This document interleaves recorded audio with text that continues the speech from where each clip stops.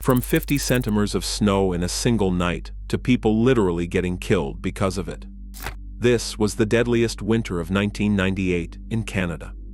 Millions awoke to a world that changed overnight. Ice snapping forests, steel towers collapsing, entire cities plunged into darkness and cold. It seemed unthinkable. Could routine winter weather wipe out power for weeks and leave families fighting to survive?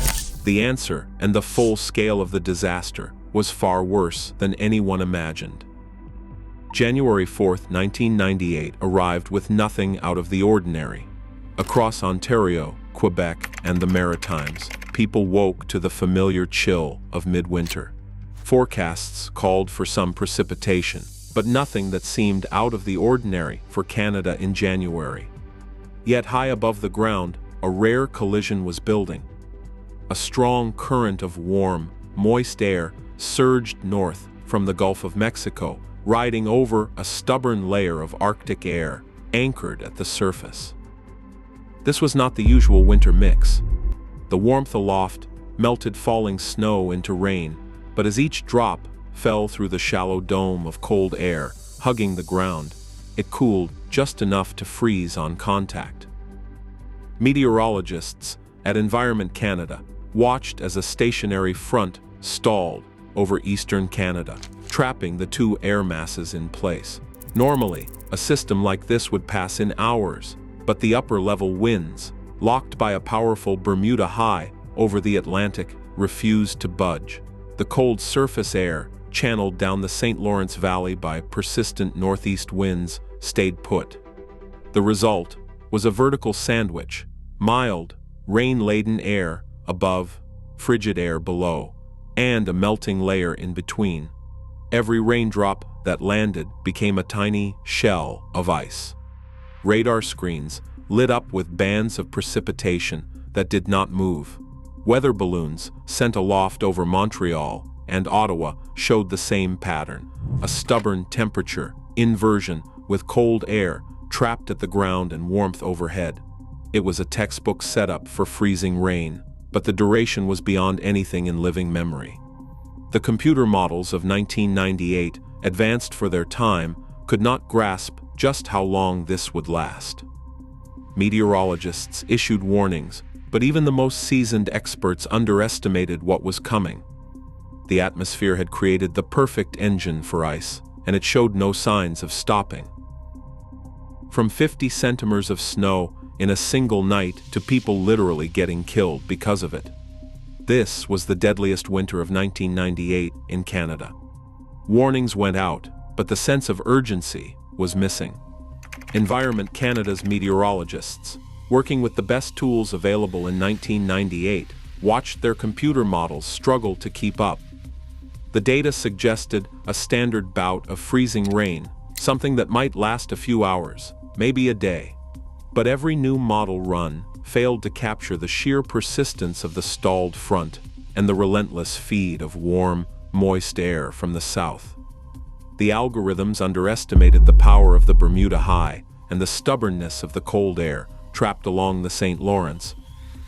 Each forecast update nudged the end time a little further out, but the truth was, no one had ever seen a freezing rain event like this.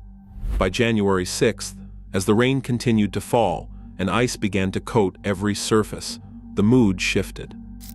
Weather spokespeople, usually calm and precise, started to sound uncertain on radio and television.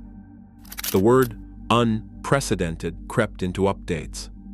The public, glued to news bulletins, heard newscasters in Quebec calling it le verglas, the ice storm. English-language media echoed the urgency and labeled it the Great Ice Storm of 1998. In just a day, the storm had gained a name and an identity, something to define the growing sense of dread. Reporters described a weather event that defied prediction. Meteorologists admitted on air that their models could not grasp what was happening, let alone when it would end. Newspapers ran front-page stories about the mysterious, unyielding ice. The storm's name spread as quickly as the ice itself, cementing its place in the national memory. A disaster was unfolding in real time, but the science meant to warn and protect was one step behind.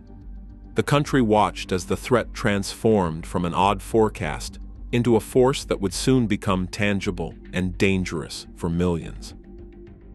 Ice built up on every surface, hour after hour, until the landscape itself seemed transformed.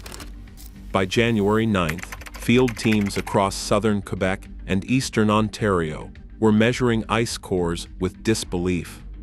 On the ground, rulers and calipers pressed into a shell that had grown to astonishing thickness. Montreal's readings showed 100 millimeters of solid ice, 4 inches, encasing branches, power lines, and rooftops.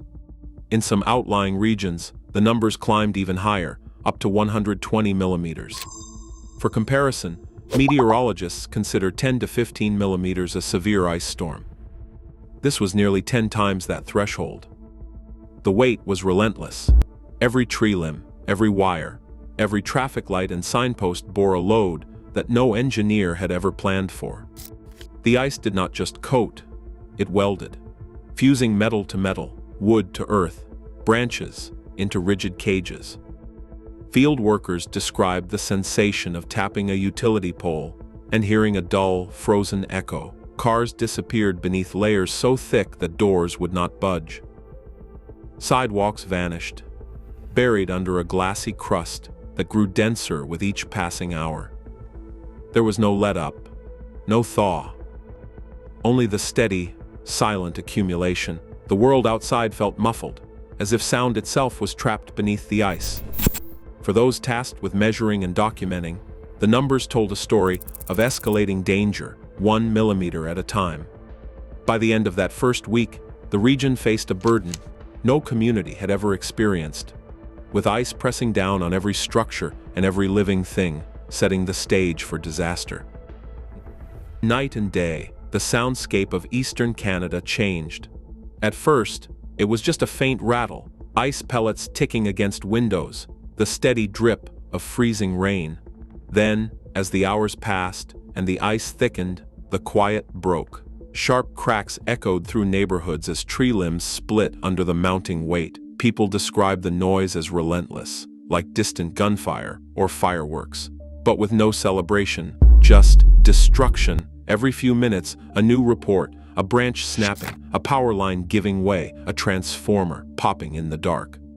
The air was filled with the groan of wood under strain, then the sudden violent snap as another tree surrendered. In the early hours of January 9th, the first major failures began. Smaller utility lines went down, sometimes with a flash of blue light as wires touched the ground. Residents huddled in their homes listening to the chaos outside, unable to see the damage but feeling every shockwave through the walls. In Montreal's suburbs, one resident recalled lying awake, counting the cracks and crashes, each one closer than the last. Another described the sound as a war zone, constant, unpredictable, terrifying. For many, sleep became impossible. The steady drum of ice, the chorus of breaking limbs, and the distant rumble of collapsing towers created a soundtrack of anxiety. The storm was no longer silent. It announced its presence with every shattering crash, warning that something much larger was beginning to fail. Steel transmission towers, the backbone of Quebec's power system, began to crumble under the relentless weight of ice. Each collapse sent shockwaves through the grid. Dispatchers at Hydro-Quebec watched their control boards light up, with failures spreading in every direction. By the morning of January 9th, more than 1,000 transmission towers had fallen. These were not small structures. Each one stood several stories tall, engineered to withstand typical Canadian winters. But nothing in the design standards accounted for 4 inches of solid ice welded to every beam and cable. Alongside the towers, 30,000 wooden utility poles snapped like matchsticks. The ice acted as a perfect conductor for disaster, pulling down 120,000 kilometers of power lines across the region. The grid wasn't just damaged, it was broken. Circuits overloaded as lines failed, causing substation after substation to trip offline. The domino effect left entire cities in the dark. Montreal's electrical network, usually fed by multiple transmission corridors, lost all but one connection to the mainland. That final link flickered, then failed. Within hours, the city's skyline disappeared. Apartment towers, hospitals, and homes all went dark. The blackout spread outward, across the South Shore, through Montérégie, into eastern Ontario, and deep into rural New Brunswick. Engineers scrambled to reroute power, but every backup line had already fallen. In control rooms, operators listened to radio static and the occasional field report. Crews stranded by impassable roads. Substations isolated by downed wires and trees. The numbers were staggering. 4 million people without power, nearly 1 in 8 Canadians. In some neighborhoods, the outage lasted a day. For others, it stretched into weeks. Rural communities braced for a month or more without electricity. As the temperature outside dropped below -10 degrees Celsius, then -20 degrees Celsius, the true challenge became clear. The grid's collapse was more than a technical failure. It was a total loss of the systems that made modern life possible: heat, light, communication, and safety. For the engineers and line workers, the crisis was immediate and all-consuming. For millions at home, it was the beginning of a new kind of isolation, measured not in hours or days, but in cold and darkness. In the darkness and cold that followed the grid's collapse, survival became a test measured in hours. The storm claimed 28 lives across Canada, each loss a stark reminder of the limits of human endurance. Most of the dead were anonymous: neighbors, grandparents, families, caught in a disaster no one could have imagined. Some froze to death in their own homes, unable or unwilling to leave as the temperature indoors fell below zero. The cold crept in, relentless, turning living rooms into ice boxes. In rural Quebec, an elderly couple was found lifeless after more than a week without electricity. Their house, once a place of comfort, became a trap as the mercury dropped and hope faded. Others met a different fate. In the scramble to keep warm, many turned to barbecues, propane heaters, or gas generators, desperate for any source of heat. But in sealed rooms and garages, invisible danger built up. Carbon monoxide, odorless and deadly, filled the air. In one tragic case, a family of 4 died together after running a generator in their garage. The same story played out in other homes. 7 people in total were lost to carbon monoxide poisoning, their efforts to survive turning fatal. Heart attacks took more lives as people strained to clear ice from roofs and driveways, pushing their bodies beyond safe limits. Falling branches and sheets of ice killed others, the weight of the storm bringing down not just infrastructure, but lives. Roads became ribbons of black ice, leading to fatal crashes for drivers who braved the journey in search of help or shelter. Behind every statistic was a story of struggle. Families huddled in bedrooms, wrapped in every blanket they owned, burning furniture or books when the firewood ran out. Children were bundled into shelters set up in schools and community halls, often separated from parents who stayed behind to guard homes or care for animals. The silence of powerless neighborhoods was broken only by the distant hum of generators and the occasional wail of sirens. Each death resonated far beyond the numbers, a reminder that the storm's true cost was measured not just in dollars, but in lives forever changed. On January 8th, as the crisis deepened and civilian resources were stretched past the breaking point, provincial leaders Lucien Bouchard and Mike Harris called for help. Prime Minister Jean Chrétien responded by authorizing Operation Recuperation, the largest peacetime deployment of the Canadian forces in history. Within days, more than 16,000 troops arrived in the disaster zone. Over 10,000 in Quebec, nearly 5,000 in Ontario, and hundreds more in New Brunswick. Army engineers worked around the clock, clearing roads blocked by fallen trees and tangled wires, and teaming up with Hydro-Quebec crews to rebuild shattered power lines. Soldiers went door to door, checking on families trapped in the cold, and delivering food, water, and firewood to those who could not leave their homes. Field kitchens sprang up in schoolyards and community centers, serving hot meals to thousands who had nowhere else to go. Military vehicles ferried the sick and elderly to warming centers, while helicopters dropped supplies into towns cut off by ice. For many Canadians, it was the first time they saw tanks rolling down suburban streets or soldiers directing traffic outside grocery stores. In the midst of the chaos, the presence of the Canadian forces brought a sense of order and hope to neighborhoods frozen in crisis. Losses mounted with every passing hour. The damage bill reached 5.4 billion Canadian dollars, at the time the highest for any natural disaster in the country's history.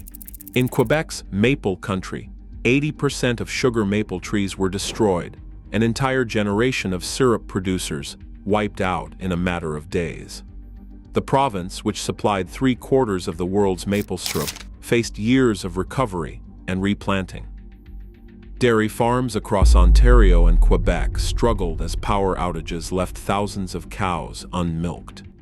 Many died or had to be slaughtered, shattering family businesses that had survived for generations. Forests were left in ruins, with 17,000 kilometers of woodland flattened or shattered by the weight of the ice. But amid the devastation, communities found new strength. More than 600,000 people were forced from their homes at the peak, crowding into schools, arenas, and church basements. Volunteers worked around the clock, organizing food drives, delivering firewood, and checking on neighbors. Producer associations, local councils, and farm cooperatives pooled resources to keep families afloat and livestock alive.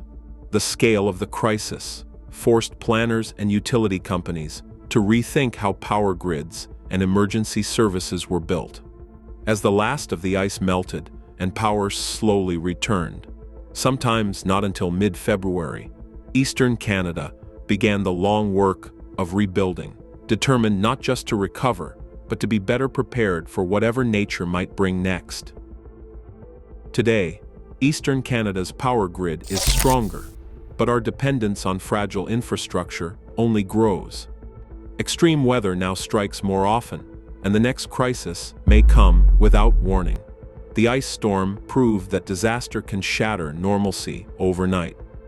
Preparedness isn't a choice, it's survival. Because when the lights go out, community and resilience are all we have left. Share your own story or thoughts below.